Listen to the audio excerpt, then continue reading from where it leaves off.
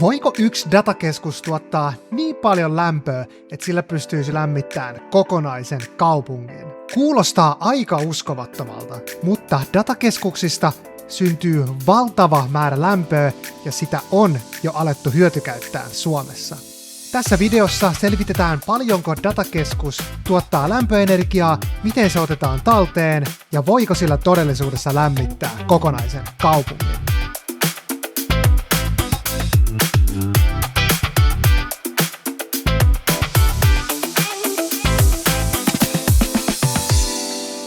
Minkä takia datakeskus ylipäätänsä tuottaa niin paljon lämpöä? Tämä johtuu siitä, että lähes kaikki palvelimien käyttämä sähköenergia muuttuu loppupeleissä lämpöenergiaksi. Ja tässä kohtaa mennään mun osaamisalueen ulkopuolelle, mutta CPUn ja GPUn laskennasta tämä sähkö muuttuu aika lailla lämpöenergiaksi, muistien ja SSD-levyjen käytöstä tulee lämpöenergiaa, joten kaikki nämä laitteet, mitä datakeskuksien sisällä on yllättävän tehokkaita muuttamaan tämän sähkön lämmöksi. Totta kai kaikki tämä sähköenergia ei tietysti muutu lämpöenergiaksi, mutta me aletaan kohta tekemään laskelmia, joten tämän laskelman yksinkertaisuuden vuoksi lasketaan se siten, että kaikki sisään tuleva sähköenergia muuttuu lämpöenergiaksi. Mutta mihin tämä lämpö on siis menossa? Tämän ison lämpökuorman takia datakeskuksiinhan täytyy rakentaa iso jäähdytysjärjestelmä, jotta me voidaan ottaa se lämpö niistä palvelimista pois ja siirtää se johonkin muualle. Vanhemmissa järjestelmissä yleensä tarkoittaa sitä, että me ollaan jäähdytetty tämän keskuksen ilmaa, mutta uudemmissa järjestelmissä meillä on jo käytössä nestejäähdytys. Mutta lopputulos on joka tapauksessa sama, eli me koitetaan viilentää sitä salia, koska sinne tulee niin paljon lämpöä. Ja tässä kohtaa päästään siihen mielenkiintoisimpaan ideaan, eli siirretään tämä kaikki saatu lämpö täältä datakeskuksesta meidän kaukolämpöverkostoon. Ja tämähän on ideana todella yksinkertainen, eli meillä menee toisella puolella kaukolämpöverkosto, ja sitten toisella puolella meillä on tämän datakeskuksen jäähdytysjärjestelmä. Näiden kahden järjestelmän väliin pistetään lämmön vaihdin, joka sitten pystyy siirtämään kaiken ylimääräisen lämpöenergian tästä jäähdytysjärjestelmästä meidän kaukolämpöverkostoon. Mutta tässä tulee yksi kriittinen ongelma.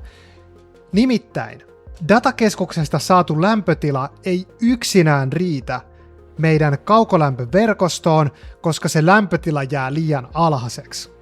Datakeskuksista tulee esimerkiksi 30-40 asteista lämpöä, mutta meidän kaukolämpöverkosto vaatii jotain noin 65 ja 100 asteen välillä olevaa vettä.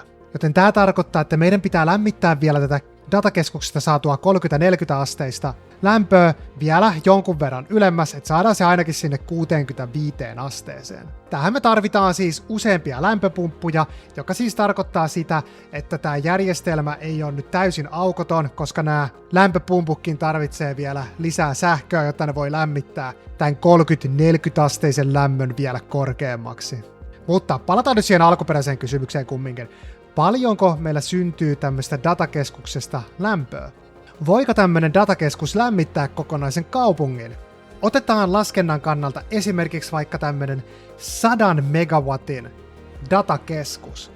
Ja tämmöinen 100 megawattia ei ole ennen kuulumatonta, koska Espooseen ja Kirkkonummelle tulee vielä isommat datakeskukset. Kirkkonummelle tulee 144 megawatin datakeskus ja Espooseen tulee 172 megawatin datakeskus. Eli oletetaan nyt, että tämä kaikki 100 megawattia muuttuu lämpöenergiaksi, niin nyt meidän tarvii vertailla, että paljonko normaali pientalo käyttää energiaa vuodessa. Tässä mä käytin vähän ChatGPT:tä mun apuna, ja me arvioidaan tässä vaikka normaali 154 pientalo, että se käyttäisi tilojen lämmitykseen noin 10 000 kilowattituntia vuodessa ja lämpimän käyttöveden lämmitykseen noin 5000 kilowattituntia vuodessa. Jos me muunnetaan tämä datakeskuksen 100 megawattia, meidän pitää päästä samoihin yksikköihin eli kilowattitunteihin. Ensin meidän täytyy kertoa tämä 100 megawattia vuoden tuntimäärällä eli 8760. Me päästään 876 000 megawattituntiin vuodessa. Tää kun me muunnetaan kilowattitunteihin, me saadaan tämmönen pieni luku, joka on 876 miljoonaa kilowattituntia vuodessa. Ja tää kun me jaetaan tällä 15 000 kilowattitunnilla, joka on sen normaalin pientalon lämmitykseen käyttävä energiamäärä, niin me saadaan noin 58 400 rakennusta. Mutta tässä laskukaavassa on aika paljon aukkoja vielä, joten otetaan vielä muutama asia huomioon tähän. Eli otetaan ensinnäkin se, että me ei vaan pystytä saamaan kaikkea 100 megawattia lämpöenergiaa talteen. Tässä Fortumin Microsoft-hankkeessa on arvioitu, että he pystyisivät ottamaan noin 75% tästä lämpöenergiasta talteen. Sitten otetaan vielä tähän huomioon se, että kaukolämpöverkossa, kun me siirretään tätä lämpöä pitkiä matkoja pitkin, niin tässäkin tulee lämpöhäviötä, joka on arvioltaan noin 10%. Ja tällöin me päästään semmoiseen lukuun kuin 39 420 asuntoa. Melkein 40 000 asuntoa on aivan valtava määrä rakennuksia yhdestä datakeskuksesta. Ja tässä tulee tosi mielenkiintoinen vertailukohta. Fortumin mukaan Microsoft Datakeskus pystyy kattamaan täysimääräisesti toteutuessaan noin 40% Espoon, Kauniaisen ja Kirkkonummen 250 000 asukkaan noin 2 terawattitunnin lämpöenergian tarpeen. Eli tässä ollaan todella isojen lämpöenergioiden äärellä. Eli kertauksena, tämmöiset isot datakeskushankkeet tuo mukanaan omia ongelmia ja haasteitaan, mutta toisaalta me voidaan hyötyä myös niistä todella paljon.